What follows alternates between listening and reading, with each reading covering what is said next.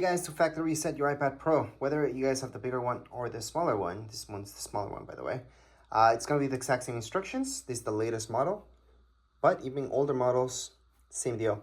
You're going to go into settings, and in settings, go into general, scroll all the way down, transfer, shut down. You guys will see transfer and reset iPad. That's your second last option. Choose that. From here, erase all content in settings. From here, what will this do? It's going to erase everything from within the iPad, which does include your Apple ID, from within the iPad.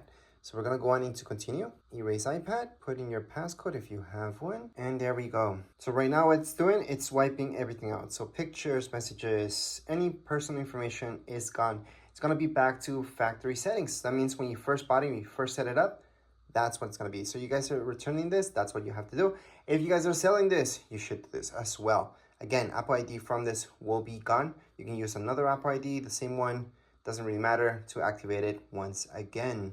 So just let it be, and later on we're going to see the welcome screen again, and we're going to be done with this whole factory settings. So once it's done, you guys can go on and set it up again, or just power it off. If you're selling it, you could set it up without importing any personal information, any Apple IDs or anything like that. I do have a video for that.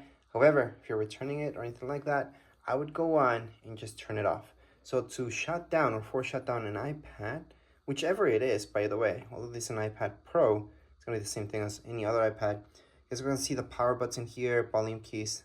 Touch the volume key, the top one, and your power button at the same time.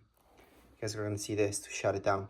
So right now, if we slide, it's going to power off and it's fully shut down. So that's how you guys can fully shut down an iPad. And that would be it for this video. If you guys have any questions, comments, you guys can write down here in the comments area. Don't forget to subscribe and like. Thank you.